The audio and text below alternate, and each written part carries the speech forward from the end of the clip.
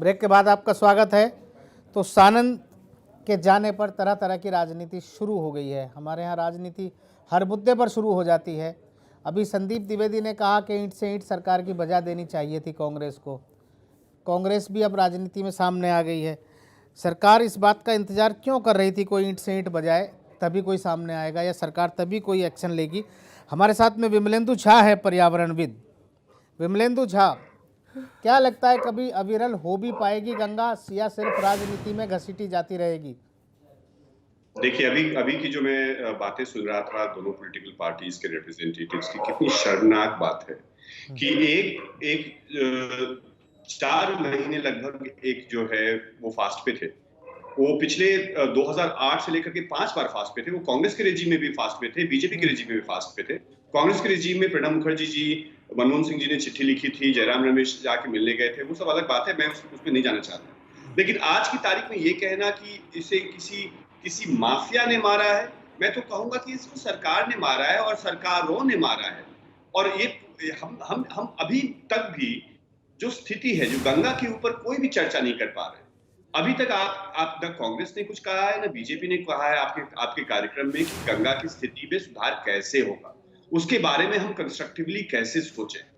राज्य सरकारें नदी को कैसे अविरल बनाएं कि अगर खनन होता है, अगर सैंड माफिया ऑपरेट करता है पूरे के पूरे गंगा के प्लेन्स में, तो उसको हम कैसे कंट्रोल करें। जो मैं आपको कह रहा था कि 50 करोड़ लोगों का हर एक दिन का पीने का पानी आता है वहां से, तो एक डायरेक्ट सोर्स ऑफ लाइवलीहुड है, एक डायरेक्ट सोर्स ऑफ लाइफ है, और उसके ऊपर कोई भी चर्चा नहीं होती है। तो भले ही हमारे प्रधानमंत्री जो है वो गंगा पुत्र अपने आप को माने, भले ही इसके पहले के सारे प्रधानमंत्री गंगा के ऊपर राजनीति करें, लेकिन गंगा की स्थिति जो इतनी भयावह है कि सेंट्रल पोल्यूशन कंट्रोल बोर्ड खुद कहता है कि नदी में हर जगह पे कॉलीफॉर्म की मात्रा इतनी है कि आप उसमें कुछ नहीं कर सकते हैं। ई क्लास, जो सेंट्रल पोल्यूशन कंट्रोल बोर्ड की स्टडी है कि ई क्लास है, which means it's not even fit for animal bathing, की जानवरों को नहाने के लिए भी नहीं है, सिर्फ इंडस्ट्रीज को कूल करने के लिए इस पानी का इस्तेमाल किया जा सकता है। तो एक धार्मिक व्यवस्था के अंदर नदी, जो सबसे पूजी जाने वाली नदी है, सबसे ज्यादा लोग डिपेंड करते हैं जिस नदी के ऊपर, और उसी के नदी के जो आप अगर देखें तो प्रोफेसर अग्रवाल के क्या डिमांड्स थे। वो कहते थे कि नदी को बहने दें, वो कहते थे कि नदी के ऊपर से सैंड माइनिंग पे कंप्लीट बैन लगाया जाए, वो कहते हैं कि नदी में जब पानी ऑलरेडी नहीं है, इतने सारे जगहों पे नदी के फ्लो को हम क्यों रोक रहे हैं, क्यों हम इतने सारे डैम्स को कंस्ट्रक्ट कर रहे हैं। इलेक्ट्रिसिटी की आवश्यकता है, लेकिन पानी की आवश्यकता शायद इलेक्ट्रिसिटी की आवश्यकता से ज्यादा है। और हम जानते हैं कि पिछले अनेक दशकों से विकास की जो कवायद है, वो हमेशा राजनीतिक वर्ग जो है हमेशा एक अलग तरह के विकास की परिकल्पना करता है, और प्रोफेसर अग्रवाल जैसे लोग जो है वो बहुत ही सस्टेनेबल विकास की परिकल्पना करते हैं। और सस्टेनेबल विकास की परिकल्पना जो है हमारे राजनीतिक वर्ग लोगों को समझ में नहीं आता है। उनको यही माफिया और गुंडागर्दी और एक दूसरे के ऊपर नोक-झोंक की भाषा ही समझ में आता है। अगर आप देखिए कितना बड़ा नुकसान हुआ है, न सिर्फ एक इंसान का बल्कि एक नैरेटिव का। तो प्रोफेसर अग्रवाल ने सिर्फ जान नहीं दिया है, वो गंगा में जाके तो मिल ही गए, लेकिन इतनी शर्म की बात है कि इतने बड़े पढ़े लिखे बुजुर्ग संत, साइंटिस्ट, प्रोफेसर को हमने मरने दिया, और अभी हम उनके इश्यूज के ऊपर अभी भी चर्चा नहीं कर रहे, हम एक दूसरे की छीना झपटी कर रहे हैं। बहुत बहुत अच्छी बात यहाँ पर विमलेंदु ने कही। इतना बड़ा संत हमारे बीच से चला गया, हम उस पर अफसोस तो जाहिर किया, बातों में भी कांग्रेसी ने भी अफसोस किया, संदीप द्विवेदी ने भी अफसोस किया, लेकिन इसके पीछे कहीं ना कहीं किसी न किसी की तो लापरवाही रही। लेकिन सवाल फिर वही है कि अविरल हो पाएगी गंगा? नरसिम्हानंद जी, देखिए, भारत में जिस चीज़ पे राजनीति होने लगती है वो काम मुझे नहीं लगता कि फिर कभी हो पाता है। तो गंगा तो अविरल, खैर अगर इसी तरह का विकास जो नेता इस देश में ला रहे हैं और जिस तेजी से भारत की आबादी बढ़ रही है, गंगा की छोड़िए, कुछ भी प्राकृतिक संसाधन इस देश में बचेगा इसकी संभावनाएं शून्य हैं। एक बात मैं बहुत जिम्मेदारी के साथ आपके चैनल पर कहना चाहता हूं जी, प्रोफेसर जीडी अग्रवाल, संत सानंद जी कोई साधारण व्यक्ति नहीं थे। मेरी समझ में नहीं है, मैं 4 साल पहले उनसे केवल 1 घंटे के लिए मिला था, 1 घंटे मेरी 1 to 1 उनसे चर्चा हुई थी। मैंने इतना गहन समझदारी वाला आदमी अपने जीवन में नहीं देखा। बहुत गहन, वो जिन चीजों के बारे में बात करते थे उनके बारे में उनकी नॉलेज का कोई जवाब नहीं था। मुझे इस बात का दुख है कि भारत की व्यवस्था ने, चाहे वो कोई भी व्यवस्था हो, उनके उस ज्ञान का फायदा क्यों नहीं उठाना चाहा, क्यों एक ऐसे इतने इंटेलिजेंट आदमी को मरने के लिए छोड़ दिया, जिसके पास मूलभूत व्यवस्थाओं में परिवर्तन के सुझाव थे, जिसके पास इतने पॉजिटिव आइडिया थे कि सबको उनसे फायदा उठाना चाहिए था। भारत की व्यवस्था ने क्यों नहीं ऐसे आदमी की मेघा का, केवल इसलिए कि जो वो सवाल उठा रहा था वो भूमाफियाओं के और वो उन माफियाओं के हितों के अगेंस्ट थे जो माफिया पॉलिटिकल पार्टियों को फंडिंग करते हैं समय समय पर, केवल इसलिए ऐसे आदमी को मरने के लिए छोड़ दिया इस व्यवस्था ने। मुझे इस बात का बहुत दुख है। आज सबसे महत्वपूर्ण है कि आप उस व्यक्ति के उठाए हुए मुद्दों पर आप क्या अपनी राय रखते हैं और कैसे आप इसका पश्चाताप करेंगे। और पश्चाताप ये नहीं कि मैं उसे गाली दूं, वो मुझे गाली दे, हम मिलकर एक दूसरे को गाली दें। उसका पश्चाताप इस तरह से हो सकता है कि हम सब लोग शपथ लें कि जिस काम के लिए उन्होंने अपनी जान दी, हम उसे पूरा करके दिखाएंगे और हमारा पॉजिटिव, हमारा कोई सकारात्मक सहयोग उस काम में होगा। ये कहना कि जी इसकी गलती थी, उसकी गलती थी, अपने आप को आज छोटा और हीन प्रदर्शित करना है। जब व्यक्ति की हीन भावना बहुत प्रबल हो जाती है तो वो दूसरे लोगों में दोष ढूंढने लगता है। तो मैं सभी लोगों से कहना चाहता हूं, किसी पार्टी से नहीं, किसी दल से नहीं, किसी एक व्यक्ति से नहीं, मैं पूरे भारत के 135 करोड़ लोगों से कहना चाहता हूं कि उन्हें आज एक जगह रुककर सोचना चाहिए कि ये देश दुनिया में किस तरफ जा रहा है। हमारे बच्चों के भविष्य का सवाल है सबसे बड़ा। ये पूरी दुनिया, किसी धर्म की बात नहीं है, ये मानवता के हर धर्म, हर संप्रदाय का कर्तव्य है कि वो इस पृथ्वी को अपने बच्चों के लिए कुछ बेहतर करके देकर जाएं। ये धरोहर है हमारे पास, हम इसके मालिक नहीं हैं। ठीक ये है, हमारे संदीप, पूर्वजों की धरोहर है। जो मुद्दे उठाए, जवाब देना चाहेंगे जो मुद्दे स्वामी जी ने उठाए? जी देखिए, पहली चीज़ तो ये बात सही है कि स्वामी जी से बहुत कुछ सीखने लायक था और उन्होंने काफ़ी कुछ ऐसी चीज़ें दी जिनको सरकार ने कहीं ना कहीं अडॉप्ट भी किया। दूसरी चीज़, अगर आप पिछले 4.5 साल में ये कहिए कि सरकार ने कुछ नहीं किया तो ऐसा नहीं है, सरकार ने बहुत कुछ किया है। आज कहीं ना कहीं सरकार ने बहुत बड़े तौर पे अवेयरनेस फैलाई है। जितने भी धार्मिक कार्यक्रम होते हैं गंगा के किनारे, उनमें कहीं ना कहीं जितने भी वेस्टेज हैं उनको कहीं ना कहीं मैनेज किया गया। अब उनको गंदगी को गंगा में नहीं जाने दिया जाता है। इवन मलमूत्र भी जो उन इवेंट्स के द्वारा होता है वो भी गंगा में नहीं जाने दिया जाता है। दूसरी चीज, कोई भी ऐसा प्रोजेक्ट अभी सरकार ने एक्सेप्ट नहीं किया है जो डायरेक्ट गंगा को हार्म करे। दूसरी चीज, जो पिछली सरकारों ने जो बड़े बड़े प्रोजेक्ट्स थे, जो इंडस्ट्रीज वेस्ट था, जो सिटीज का वेस्ट था, वो जो कहीं ना कहीं आ रहा है, उसको मैनेज करने में समय लगेगा। ऐसा नहीं है, सरकार उसमें कहीं ना कहीं राज्य सरकारों को बड़ा रोल रहता है। केंद्र सरकार ने कहीं ना कहीं बार बार राज्य सरकारों को इस चीज को लेकर फंडिंग भी दी और इन सब चीजों को लेकर अनुरोध भी किया। सरकारें भी अपने तौर पर कमी रहेगी, 70 साल की सरकारों को की आप मॉनिटरिंग 70 ठीक से महीनों में नहीं हो साफ सकी। कर सकते हैं, उसमें समय लगेगा। दूसरी चीज, आज जो डैम बन रहे हैं वो किसके लिए बन रहे हैं? इलेक्ट्रिसिटी कौन यूज करता है? हमें 24 आवर इलेक्ट्रिसिटी चाहिए, हम एसी यूज करेंगे, हम फैन में काम नहीं चला सकते, और हमें चाहिए कि अविरल गंगा भी हो। देखिए, अविरल गंगा से ज्यादा जरूरी है कि हम निर्मल गंगा पे ध्यान दें। विमलेंदु कुछ कहना चाहते हैं? विमलेंदु झा, देखिए, वो मैंने पहले ही कह दिया था कि ये ऐसी बात कहेंगे कि बिजली की आवश्यकता सबों को है, बिजली की आवश्यकता सबों को है, लेकिन उसके पहले जीने की आवश्यकता सबको है, पानी पीने की आवश्यकता सबको है। विमलेन जी, अगर हम एसी बंद करके फैन पे आ जाएं तो मुझे लगता है कि आधे से ज्यादा डैम बंद हो जाएंगे, लेकिन हमें एसी पसंद है। देखिए, कहने के लिए नहीं है, सरकार संसाधन इसके लिए जरूरी नहीं है। क्या संसाधन है बताइए, क्या विकल्प है? और जिन सरकारों ने पास किया, आपने उनके ऊपर सौर ऊर्जा है, बिजली सिर्फ क्या उसी से पैदा होगी? आपके घर में कितना सौर ऊर्जा लगा बताइए? रहूंगा तो बिजली का उपयोग करूंगा, ठीक क्या?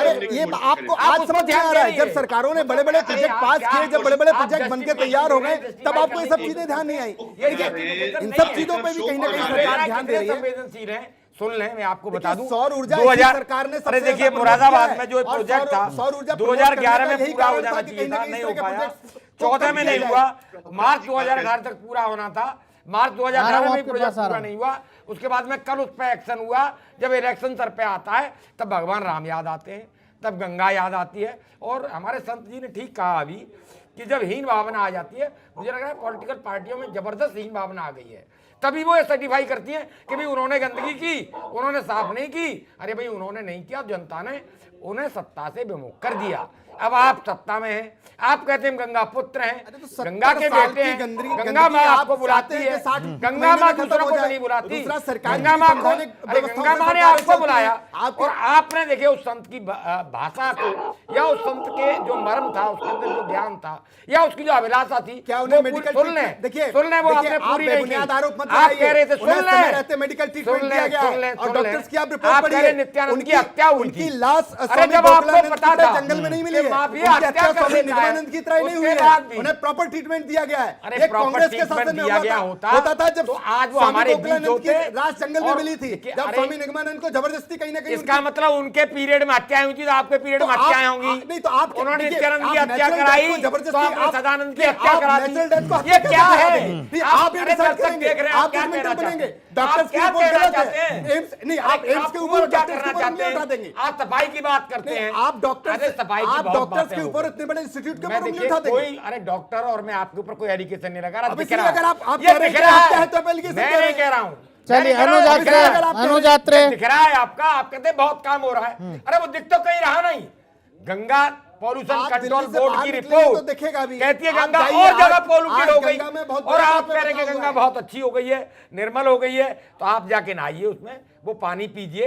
अरे इन संत लोग हैं और जो हमारे जो दर्शक हैं, हमारी जो जनता है वो समझ रही है उन सब चीजों को कि कहीं भी कोई काम दिखाई आपका नहीं दे रहा। अनुज आत्रे, आपका कौन सा चश्मा है जो उस विकास को देख लेता पांडे जी, है? आपकी अरे जनता जनता की के नाराजगी लिए हो दिखाएं। सकती है, जनता पूर्ण रूप से कहीं ना कहीं इन चीजों को देख रही है और जनता अरे मैं समझ भी भी रही जानता हूं, है। मैं भी विकास बोल रहा हूं, रातों मुझे रात भी नहीं होते हैं, जनता विकास को में दिखेगा समय लगता है और तो मुझे भी सरकार ने दिख पूर्ण जाएगा। प्रयास किया है। हाँ, ये लगे कि आपको दिख रहा है तो मुझे नहीं दिखेगा। नहीं, आप बिस्लरी की बोतल पी के सड़क पे फेंकना चाहेंगे और फिर कहेंगे कि गंगा के लिए सरकार जिम्मेदार अनुज है। आत्रे, पहले एक व्यक्तिगत अरे तौर पे आप हमें भी पानी तो जिम्मेदारी पीने लेनी लायक नहीं पड़ेगी। छोड़ेंगे बिसलेरी की बोतल तो जब कोई नहीं, पिएगा 4 जब साल में चलिए। पूरा गंगा का नहीं, पानी 4 साफ साल है। में पूरा पानी पोल्यूटेड हो गया। इसके पहले विमलेंदु सरकार आता हूँ तो आपके बिल्कुल पास, अभी आप आता हूँ, बोल अनुज रहा आत्रे है, को ले कम लेते नहीं हैं। हुआ। ठीक है, इनका ठीक है, भाषण- ठीक है, अनुज आत्रे।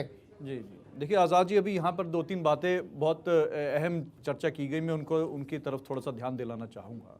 अभी जिक्र किया गया कि गंगा जो है कि किस प्रकार से केंद्र सरकार ने राज्य सरकारों को पैसा दिया, जी। तो मैं एक रिपोर्ट का हवाला दूंगा कि जिसमें ये केंद्र सरकार की रिपोर्ट है, उसमें ये कहा गया है कि ये सेंट्रल एजेंसीज और राज्य एजेंसियों की तालमेल के अभाव में गंगा जो है अविरल नहीं हो सकी है, गंगा निर्मल नहीं हो सकी है। जो नमामि गंगा का जो प्रोजेक्ट फेल हुआ है, ये सेंटर और राज्य सरकार। अब देखिए ये गंगा रिपोर्ट कौन किसकी कौन है? से राज्यों, एजेंसी थोड़ा का सा नाम सुन लीजिए, बताएंगे मैं आप? आपके बीच में नहीं मैं बोला, आपको सुन रिपोर्ट की एजेंसी थोड़ा का नाम पूरी पूछ सुन रहा हूं, मैं लीजिए, आपको डिस्टर्ब नहीं कर रहा हूं। थोड़ा पूरी बात सुन लीजिए। आप हमें एजेंसी का नाम मैं बता आपको दीजिए। बताता हूँ, ठीक मैं है, बताता हूँ, एनजीटी की रिपोर्ट है ये, नेशनल ग्रीन ट्रिब्यूनल की रिपोर्ट है, और सुन लीजिए, थोड़ा बीच में न बोले और मैं बताता हूँ आपको। अभी आपने कहा कि राज्य सरकारों का अभाव, देखिए गंगा कौन कौन से राज्यों से होकर के निकलती है? सबसे पहले जाती है उत्तराखंड से निकलती है, उत्तराखंड से आती है उत्तर प्रदेश, उत्तर प्रदेश से बिहार, बिहार से झारखंड, झारखंड के बाद वेस्ट बंगाल।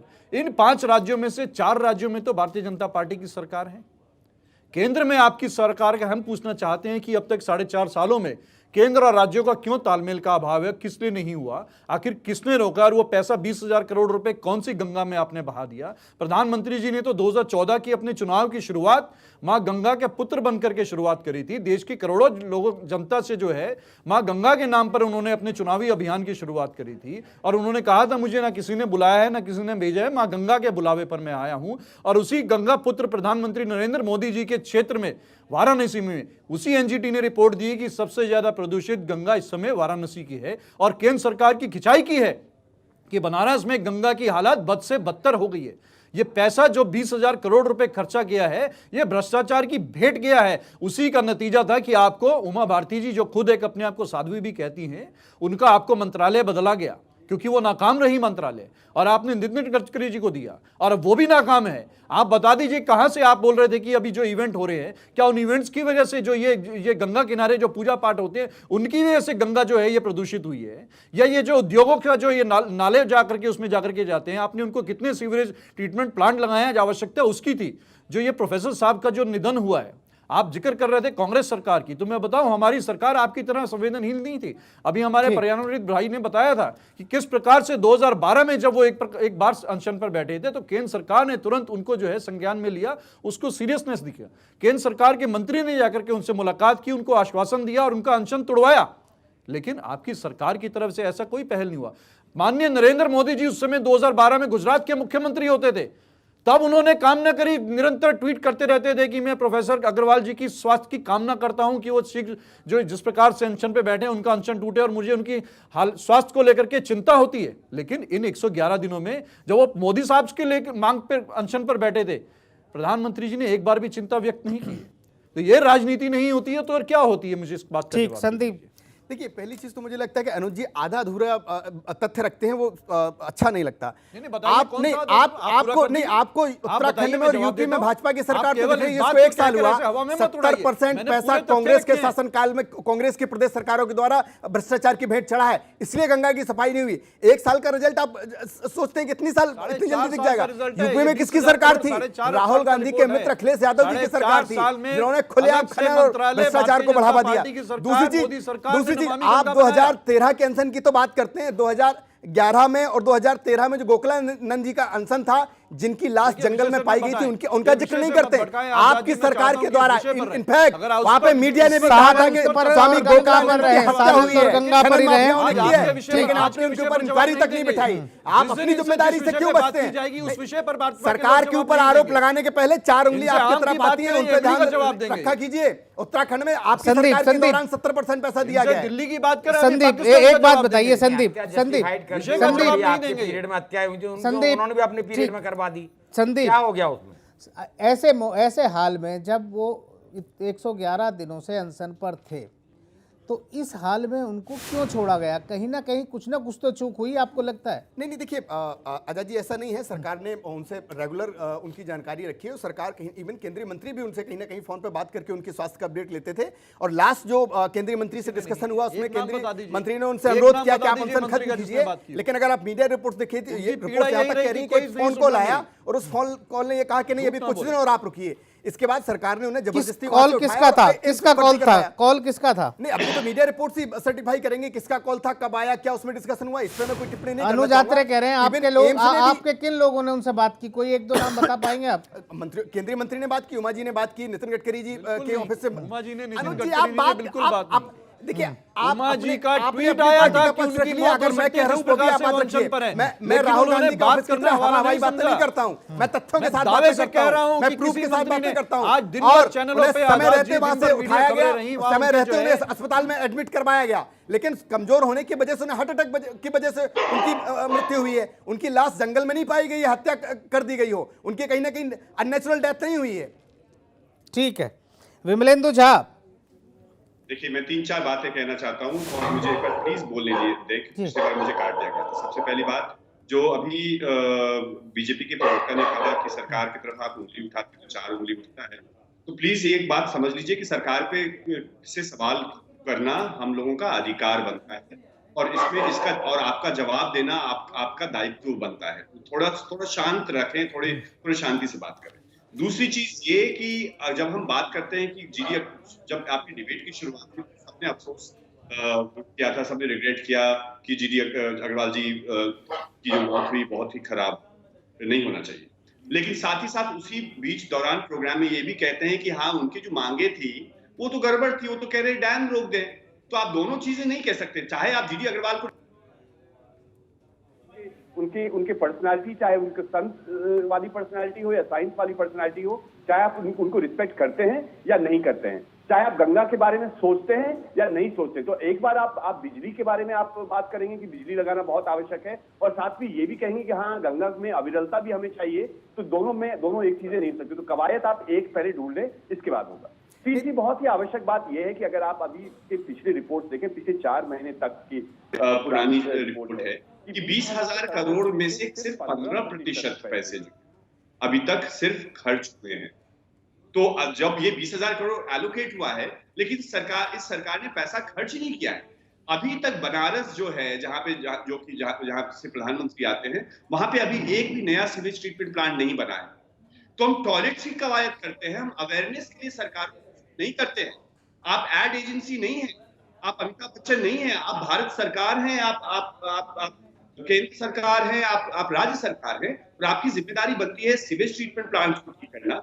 आपकी जिम्मेदारी बनती है अंतरराज्यीय पानी की व्यवस्था को देखना। आपकी जिम्मेदारी बनती है इरिगेशन सिस्टम्स को देखना, ना कि सिर्फ पोस्टर लगाना कि गंगा को बचा लो। गंगा पोस्टर ठीक है, जवाब ले लेते हैं संदीप से। संदीप जल्दी से जवाब दे दीजिए, मुझे लगता है आगे बढ़ना है। कि बलराम जी, हो सकता है कि आपका जो रवैया है वो सरकार को लेकर आलोचनात्मक हो, और हम उसका स्वागत करते हैं। आलोचना हमेशा स्वागत योग्य होती है, लेकिन विरोध हर एक स्वागत योग्य नहीं नागरिक को होना होता। चाहिए, सुनिए, हर एक नागरिक को होना चाहिए। नहीं, मैं सबकी स्वागत भी करता करनी चाहिए सरकार हूं, की। लेकिन विरोध स्वागत योग्य नहीं होता। दूसरी चीज, आपने कहा कि अविरल कहने की बात सरकार ने कही, तो मैंने अभी पहले भी कहा था कि सरकार ने उनसे बराबर बात की थी, और सरकार ने कहा था कि देखिए जो चीजें चल रही हैं उनको एकदम स्टॉप नहीं किया जा सकता। आप कैसे 50% से ज्यादा घरों का में बिजली रोक देंगे? सरकार ने निर्मल गंगा की बात कही थी और उनकी बात मानी भी थी। सरकार ने अपने कदम भी उठाए, ऐसा नहीं कि सरकार पीछे हटी हो, लेकिन कहीं ना कहीं वो फोन कॉल और उनका जिद पड़ना कहीं ना कहीं उनके लिए थोड़ा सा हानिकारक रहा। दूसरी चीज, आपने कहा कि 15% केवल यूज हुआ। मैं मतलब नहीं सर्टिफाई कर सकता कि आपने कौन से सोर्स का यूज किया, 35%। लेकिन कहीं ना कहीं सरकार ने पैसा राज्य सरकारों को रिलीज किया। और उत्तराखंड, उत्तर प्रदेश में बीजेपी की सरकार आई कितने दिन हुआ? 1 साल से ज्यादा। इसके पहले की सरकारों ने अगर पैसा यूज नहीं किया तो कहीं ना कहीं उनकी मानसिकता थी कि इसमें उन्हें काम करना ही नहीं है। और क्या इस चीज को लेकर अनुज यात्रा जी कहेंगे कि उनकी सरकार चाहती नहीं थी कि नमामि गंगे प्रोजेक्ट या 1.5 साल से तो निर्मल आपने गंगा बहुत लंबे पीरियड का से जो आप कॉन्सेप्ट है वो उत्तराखंड सक्सेस हो? और उत्तर प्रदेश में और हैं। इसमें देखिए, अगर निर्मल गंगा होगी तो उसका श्रेय मोदी जी, जिम्मेदारी से बीजेपी भागने से काम नहीं सबसे चलेगा। ज्यादा कहीं ठीक ना है, कहीं आर.बी. आम आदमी को उपाध्याय जी, मिलेगा। आप- और अगर हम मिलजुल के काम करेंगे तो ठीक है ज्यादा अच्छा संदीप, हमारे पास समय कम है, अब हम थोड़ा छोटे जवाबों पर रहेंगे। गंगा को मैली करने वालों को हम क्यों नहीं रोक पाते? सिर्फ बातें होती हैं, लेकिन गंगा लगातार मैली हो रही है। किससे? आपसे उपाध्याय जी। देखिए, सरकारों की इच्छा शक्ति उतनी दृढ़ नहीं है। अभी देखिए, बिमलेंद्र जी ने भी कहा कि पोस्टर लगाने से गंगा साफ नहीं होगी। यानी आप ग्राउंड रियलिटी पे काम, जो यथार्थ के धरातल पे काम नहीं करते हैं, आप सिर्फ दिखावा करते हैं। और दिखावा करना बंद कर देंगे, अगर ग्राउंड लेवल पर काम करेंगे तो गंगा साफ होगी और उसकी धारा भी अविरल बहेगी। आप देखिए क्या प्रूव करना चाहते हैं कि भाई बांध बंद होने से बिजली बंद हो जाएगी? बिजली के बहुत सारे सोर्स हैं। देखिए, हम कहते हैं ना भी, जैसे सौर ऊर्जा है, पवन ऊर्जा है, और उसके बाद हम कहते हैं कि भी न्यूक्लियर पावर प्लांट बहुत सारे हम, तो ऐसा नहीं है। देखिए, आप कहीं ना कहीं जो पूंजीपति हैं उनसे पैसे लेते हैं और उनके दबाव में ना आप बांधों को रोकते हैं, और कहीं ना कहीं नदी की मैंने देखा है। मैं देखिए, सुनिए, मैं दोनों की बात कर रहा हूँ, मैं एक की बात नहीं कर रहा हूँ। मेरे लिए आप भी और देखिए वो भी कोई फर्क नहीं है। आप दोनों राजनीतिज्ञ हैं, और मैं पहले भी कह चुका हूं, दोनों ही आप कहीं ना कहीं अपने आप को ठीक है, मुद्दे पर रहिए। हाँ। देखिए, मुद्दा ये है, आप आइए वहां से गोमुख से देखिए, चलिए वहां पर हर 2-4 किलोमीटर के बाद में एक छोटा सा कहीं ना कहीं पन बिजली का, भाई ये किसका है, भाई ये रिलायंस वालों का, ये किसका, ये टाटा का है, ये अंबानी का है, ये अडानी का। मतलब गंगा को गंगा न रह के आप वहीं से उसका गला घोटना शुरू कर देते हैं। और ये सबसे बड़ी जो चिंता थी, जैसा कि अभी कहा हमारे बीजेपी के मित्र ने कि उनके कहने से बांध आ रहे, वो अपने लिए नहीं कह रहे थे, वो इस देश के लिए और नदी की अविरल धारा के लिए कह रहे थे, और उसका सम्मान आपको करना चाहिए था। और वो नदी की अविरल धारा अगर बनी रहेगी तो नदी इतनी गंदी नहीं होगी। दूसरा, आप सीवेज प्लांट की बात करते हैं। देखिए, सीवेज प्लांट क्या है, आजाद जी नदी के किनारे लगा देते हैं, और नदी के किनारे लगने से क्या है कि वो 1 घंटे सीवेज प्लांट चलता है, बाकी 23 घंटे वो ऐसे ही उसमें अभी जाता रहता है। तो कहीं ना कहीं इस पर भी सोचने की जरूरत है। यह भी उन्होंने एक सुझाव दिया था कि वो नदी से दूर एक्चुअल में हो, और वहां से पानी साफ होके एक ड्रेन द्वारा किसी, जिससे पब्लिक को दिखे कि भाई वहां से साफ होके आ रहा है। नदी के किनारे आप बना देते हैं तो वो वर्क नहीं, 1-8 घंटे का, बाकी जो भ्रष्टाचार की भेंट चढ़ जाता है पैसा। और अगर आप देखिए कितने संवेदनशील हैं कि बजट का 35% का, बिमलेंद्र जो बताया 15% नहीं 35%, युवा 65% यूज ही नहीं किया गया। और देखिए, इतने साल में किसी ने कोई एक्शन नहीं लिया। कल परसों मोदी जी ने एक एक्शन लिया कि भाई 4-5 को सस्पेंड एक्चुअल में किया गया। उनकी एक हम जवाब, रोक क्यों नहीं पाते? जो लोग गंगा को गंदा कर रहे हैं, मैली कर रहे हैं, हम उन देखिए, लोगों को रोक क्यों नहीं पाते? हम देखिए रोक पाएंगे, सरकार की इच्छा शक्ति हो तो रोक पाएंगे। लोग अपना पैसा देते हैं, अपने कर से भी टैक्स देते हैं, और उससे वो सरकार को एक दायित्व देते हैं, और सरकार अपने दायित्व में नाकाम रहती है। अदरवाइज ऐसा नहीं है कि भी देखिए, मेरे रोकने से उसके लिए संसाधन चाहिए होते हैं। अगर मान लीजिए ठीक है, मलमूत्र है, वो कहीं तो जाएगा, ठीक है, नरसिम्हानंद जी से जवाब करेगा, सरकार डेवलप करेगी। नरसिम्हानंद जी, फाइनल कमेंट। देखिए, क्यों नहीं रोक पाते हम उन लोगों को? मैं उपाध्याय जी की बात से बिल्कुल सहमत हूं, सरकारों की इच्छा शक्ति नहीं है। नहीं। और सबसे बड़ी बात है भूमाफियाओं का, और माफियाओं का जो गंगा के संसाधनों पर कब्जा किए हुए हैं, उनके वो कहीं ना कहीं राजनीतिक पार्टियों से जुड़े हुए हैं। एक बात की तरफ आजाद जी, मैं इस पूरे एपिसोड में आपको ध्यान दिलवाना चाहता जी। हूं। सबसे पहले तो उन डॉक्टरों को टर्मिनेट करके जेल भेजना चाहिए जिनके सामने ये मैसेज आया था कि ये अभी अपना अनशन समाप्त नहीं करेंगे। उन डॉक्टरों ने अपने कर्तव्य की पूर्ति नहीं की। जब वो समझ गए थे, देखिए आंदोलनकारी हमेशा जिद्दी रहे हैं। आप सरदार भगत सिंह को ले लें, बिल्कुल सही बात। उन लोगों को ले लें जो अंग्रेजों के टाइम में आंदोलन करते थे, वो जिद्दी ही लोग जो अपने हितों को छोड़कर सन्यासी बनकर घूमते हैं और लड़ जाते हैं दूसरों के हितों के लिए, वही लोग आंदोलन करते हैं। जो लोग आंदोलनकारी नहीं होते, जो जिद्दी नहीं होते, वो तो राजनीतिक पार्टियों में समाहित होकर लोगों का मूर्ख बनाने लगते हैं। तो आज सानंद जी का मौत के बारे में एक इंक्वायरी की कमेटी बैठनी चाहिए, और अगर लापरवाही हुई है डॉक्टरों से, जैसे कि डॉक्टर अब इश्यू बना रहे हैं, और मैं अच्छी तरह समझता हूं कि वो किसी ना किसी राजनीतिक दल के हित में इन सवालों को छोड़ रहे हैं, लेकिन इन सवालों से उनकी बहुत बड़ी लापरवाही सामने आ रही है और उन्हें कटघरे में लाना चाहिए। चलिए, बहुत बहुत धन्यवाद, बहुत बहुत शुक्रिया आप सभी मेहमानों का आज की इस चर्चा में भाग लेने के लिए। वे कोई मामूली इंसान नहीं थे। IIT में प्रोफेसर रहने के बाद अपनी एक अलग जिंदगी जी सकते थे।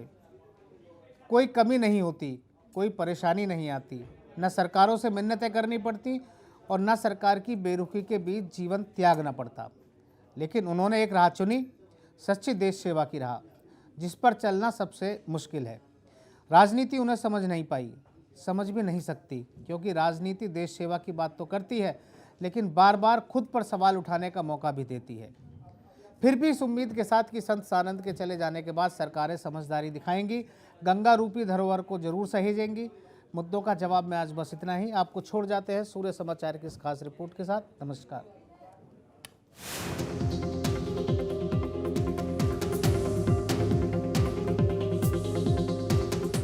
विदेश राज्य मंत्री MJ अकबर की कुर्सी पर खतरा बढ़ता जा रहा है। शिवसेना ने PM मोदी से अकबर को तत्काल बर्खास्त करने की मांग की है, ताकि MJ अकबर के हाथों प्रताड़ित हुई महिला पत्रकारों को न्याय दिलाया जा सके। देखिए, इस प्रकार के जब गंभीर आरोप किसी व्यक्ति पे लगते हैं, और जब कोई सामान्य व्यक्ति नहीं है, केंद्र के भारतीय जनता पार्टी के एक सदस्य है, एक मंत्री है और एक जर्नलिस्ट भी रह चुके हैं, और जब एक गंभीर प्रकार का आरोप लगता है और एक महिला नहीं, आधे डजन के ऊपर महिला उनके ऊपर इस प्रकार का गंभीर आरोप लैंगिक शोषण का कर रही है, तो सबसे पहले जिम्मेदारी बनती है जो पार्टी बेटी बचाओ बेटी पढ़ाओ का नारा देती है कि पहले MJ अकबर को इस्तीफा देना चाहिए। कांग्रेस समेत कई विपक्षी नेता भी इस मामले में MJ अकबर की बर्खास्तगी का दबाव बनाए हुए हैं। MJ अकबर मामले से संबंधित मी टू कैंपेन के अंतर्गत जो अनेक समाचार आ रहे हैं, शिकायतें आ रही हैं, वो बहुत गंभीर हैं और कांग्रेस पार्टी ने बहुत स्पष्ट मांग की है कि आप संतोषजनक स्पष्टीकरण दो, और अगर स्पष्टीकरण नहीं देते हैं तो फिर इस्तीफा दो। इसी बीच बीजेपी फूंक फूंक कर कदम रख रही है। कहा जा रहा है कि MJ अकबर की विदाई तय है। मेनका गांधी, उमा भारती और स्मृति ईरानी भी मीटू कैंपेन का सपोर्ट कर चुकी हैं। लेकिन बीजेपी की एक महिला नेता का विवादास्पद बयान पार्टी की किरकिरी करा सकता है। पत्रकार महिला, वो पत्रकार थे शायद पूर्व में, उनका संपर्क पत्रकार, और जो लगा रही शायद वो भी सब पत्रकार हैं, जहाँ तक मैंने भी पढ़ा है आपके पेपरों में। और पत्रकार बहनों को मैं इनोसेंट महिला नहीं कहती कि जिसका कोई भी मिसयूज कर ले। ये मी टू कैंपेन जो शुरू हुआ है, इसका मैं स्वागत करती हूँ, और मैं मानती हूँ कि कम से कम महिलाओं को एक ऐसा साहस दिया है इस कैंपेन ने कि वो अपने ऊपर हुए जुल्म को, या उनके समझ में जो है अब आज वो जुल्म हो गया है, वो कह सकती हैं। क्योंकि कहना हमारे लिए अभी प्राथमिकता है कि महिलाएं अपनी बात कहें। उधर संघ नेताओं की राय भी बटी हुई है। दत्तात्रेय होसबोले महिलाओं से बेधड़क अपनी बात कहने को कह रहे हैं, तो इंद्रेश कुमार ने इस मामले में पुरुषों की हिमाकत की है। भारत बेटियों, बहनों और माताओं का देश है, उनके सम्मान का देश है। जिनके साथ उनको लगता है कि कोई ना कोई अन्याय हुआ, व्यभिचार हुआ, उन्होंने 10-10, 15-15 साल चुप रहना, यह अच्छा नहीं है।